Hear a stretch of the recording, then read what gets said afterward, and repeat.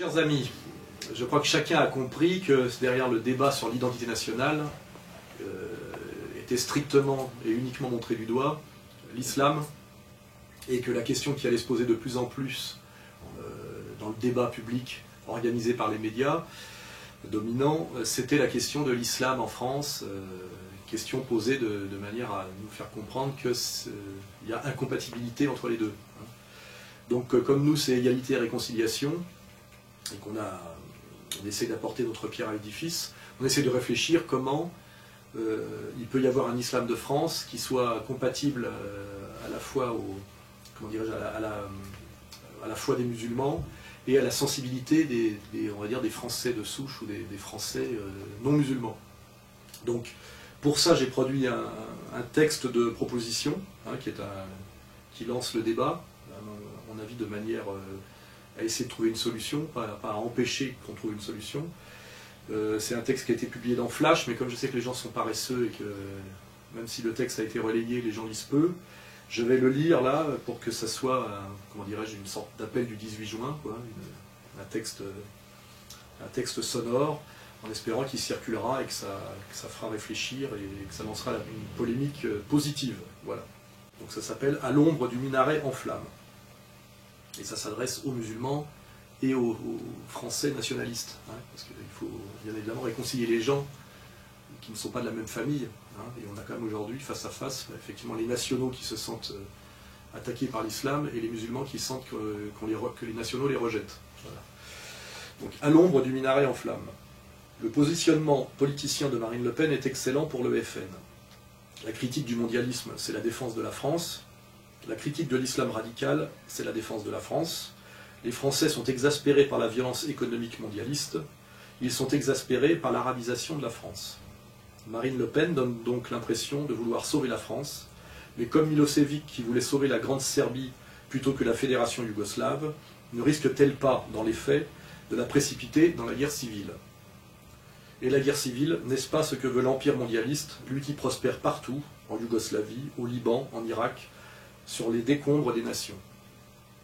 L'empire qui est à Wall Street et qui sait que pousser le salarié français paupérisé contre l'arabe lui coûtera moins cher que d'augmenter son salaire, lui redonner un emploi en cessant de désindustrialiser son pays.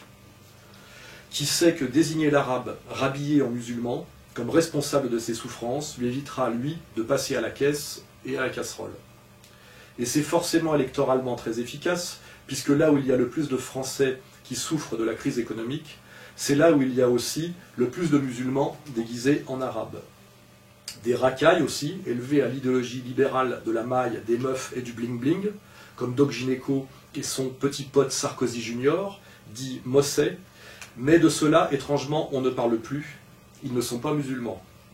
Pourtant, ce ne sont pas les musulmans qui volent, qui insultent la police et qui taguent. Quant au retour à l'assimilation, je veux bien, mais l'assimilation à quoi?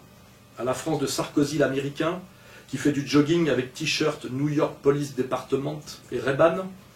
Quelle légitimité a ce faux français pour demander aux musulmans de s'assimiler, quand lui et toutes nos élites politiques, culturelles, assimilent à marche forcée la France au communautarisme anglo-saxon?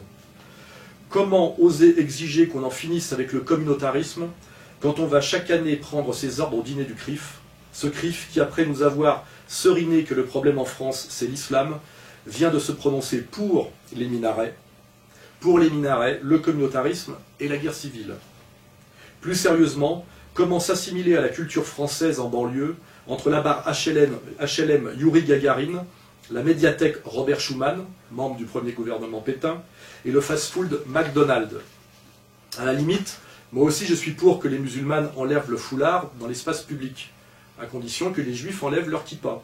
Parce qu'en centre-ville, on ne voit pas de foulard, mais des kippas, et elles sont réapparues bien avant les foulards.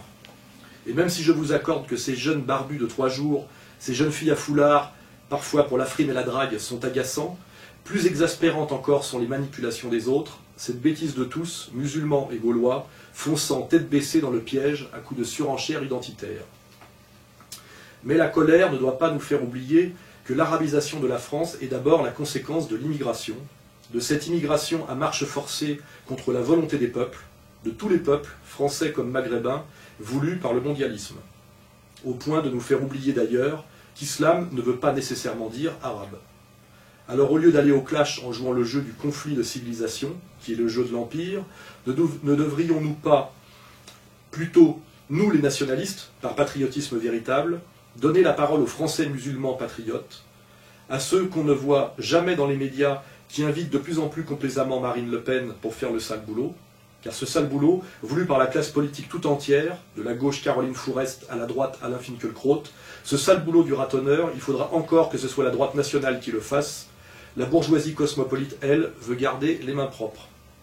Alors plutôt que de tomber une nouvelle fois dans le piège de l'extrême droite, pourquoi ne pas donner la parole à cette nouvelle génération de Français musulmans patriotes qui sont bien plus nombreux que les femmes en burqa? Exiger que c'est sans fin de parler à leur place pour si mal les défendre, Mélenchon le laïcard, qui croit encore que ce sont les papiers qui font l'appartenance à la nation. Les juifs allemands aussi, M. Mélenchon, avaient des papiers en 1933, et ils ont bien dit à Adolf Hitler, l'Autrichien, qu'ils étaient plus allemands que lui. Sur le papier, ils avaient raison, mais ça n'a pas suffi. Que se taise aussi Vincent Payon, le shoatique, qui regarde visiblement plus vers Yad Vashem que vers Gaza. Les musulmans français, ils s'en foutent de la Shoah, M. Payon. Ce ne sont pas eux qui ont voté les pleins pouvoirs à Pétain, c'est la Chambre du Front Populaire. Quant à Julien Drey, l'antiraciste, pour lui, après 25 ans de nuisances et d'arnaques, la messe est dite. Et même le gentil Ramadan, même lui, l'universitaire suisse, qui laisse aussi parler le musulman français pour qu'il puisse dire enfin à son concitoyen gaulois qui souffre que l'islam n'est pas une religion arabe mais universelle, que ses valeurs sont aussi des valeurs de résistance au mondialisme qui nous détruit tous, que s'ils sont de confession musulmane, en tant que patriotes français, ils sont aussi résolument contre l'immigration, le mondialisme et l'arabisation du pays. Qu'ils sont plus encore, contrairement à Cohn-Bendit, l'internationaliste, BHL le cosmopolite et Besancenot le métisseur, pour l'indépendance de la France et pour un islam de France, et rien dans les 5 piliers de l'islam, rien dans sa théologie ne l'interdit, au contraire. Car si Mahomet est le prophète arabe de Dieu, comme Jésus était juif, Allah lui est le Dieu de tous les hommes, et ses valeurs morales sont universelles, contrairement à celles de Philippe Val. Il n'y a donc aucune obligation que le musulman français se présente à nous en babouche avec coupole et minaret. Le chinois qui se convertit au catholicisme ne se fait pas débrider les yeux. Renonce-t-il d'ailleurs pour construire églises et mosquées au toit pagode de son terroir? Non. Il faudrait un peu voyager. Voilà ce que les musulmans français ayant enfin accès à la parole, et non plus les francs-maçons, doivent dire maintenant aux citoyens français de souche qu'une mosquée n'a pas en France à être un monument d'importation orientale, que la foi authentique ne se réduit pas à ces signes temporels et contingents, et qu'ils sont donc eux aussi contre les minarets inutiles et autres signes ethniques dans l'espace public. Qu'en résumé, ils sont eux aussi contre la colonisation.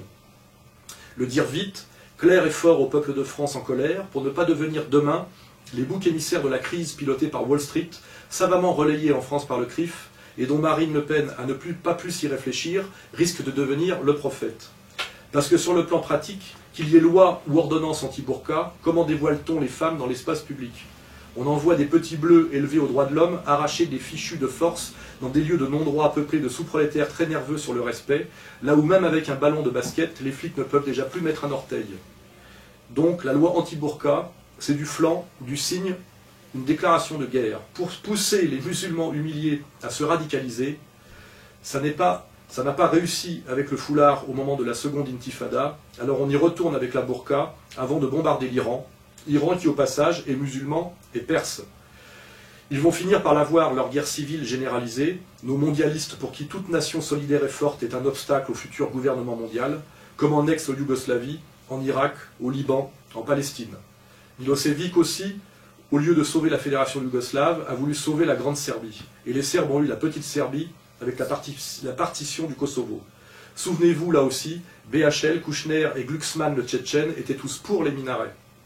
C'est à ça que devraient penser les Français en colère avant d'emboucher les trompettes de la Reconquista, et au lieu de regarder vers les identitaires hollandais ou danois, tous agents de l'Empire et sionistes, comme pour Dantec le sionisme est un très bon marqueur, ils devraient regarder plutôt du côté du général Aoun, qui connaît lui la guerre civile, ses dégâts, ses buts et ses causes, le général Aoun tendant la main en véritable patriote à Nasrallah du Hezbollah.